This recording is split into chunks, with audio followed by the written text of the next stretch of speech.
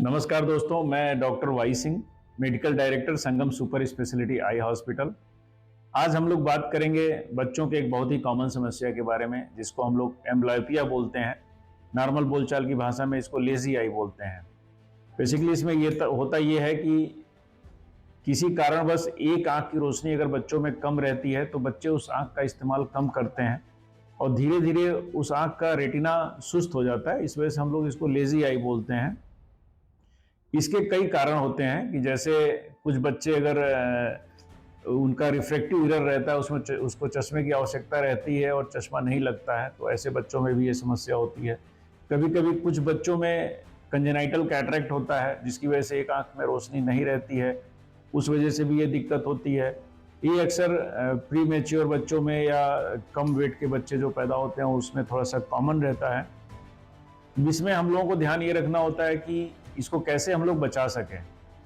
इसमें एक कंपलसरी रहता है कि कम से कम 3 साल और 5 साल पे बच्चों को एक बार आई चेकअप अवश्य कराएं, जिससे उनको पता चल जाए कि उनके आंखों की रोशनी कैसी है। और बच्चे यदि प्री मैच्योर बर्थ होता है या अंडर वेट बर्थ होता है तो उनको एक आई चेकअप जरूर कराना चाहिए। खास करके जो IVF बेबी आजकल होते हैं उनका भी आई चेकअप कराना चाहिए, उनमें भी इसके होने की संभावना रहती है। इसमें सिम्टम्स ये होते हैं कि कभी कभी चूंकि एक आंख में रोशनी कम होने से आंख तिरछा होता है, जिसको नॉर्मली हम लोग भेंगापन ही बोलते हैं, उसके भेंगापन होने की संभावना रहती है। इसके अलावा बच्चे टिल्ट करके देखते हैं, जैसे जिधर से नहीं दिख रहा है उसके अपोजिट साइड टिल्ट करके देखते हैं। अगर इस तरह का कोई दिक्कत बच्चों में रहता है तो ये समझिए अलार्मिंग सिम्टम्स हैं और बच्चों को तुरंत चेकअप कराना चाहिए।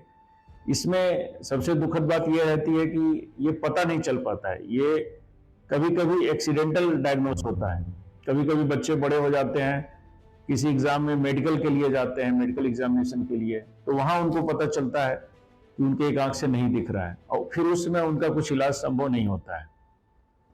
एम्ब्लायोपिया लगभग 7 साल की उम्र तक डेवलप हो जाता है। अगर शुरुआती स्टेज में हमें पता चल जाता है तो कई ट्रीटमेंट होते हैं। जैसे अगर रिफ्रैक्टिव एरर है तो चश्मे से उसको हम लोग ठीक करते हैं, धीरे धीरे इंप्रूव होता है। एक पैच थेरेपी होती है, ऑक्लूजन पैच थेरेपी होती है, उससे भी इसमें काफी रिलीफ हो जाता है। लेकिन ये मैक्सिमम 10 से 12 साल तक ये चीजें इफेक्टिव रहती हैं। उसके बाद फिर रोशनी जो डिक्रीज हो जाती है फिर वो रिकवर नहीं होती है। तो इसीलिए हम लोगों को एक थंब रूल बनाना चाहिए कि बच्चों को 3 साल की उम्र पे, उसके बाद एक 5 साल की उम्र पे आई चेकअप जरूर कराना चाहिए।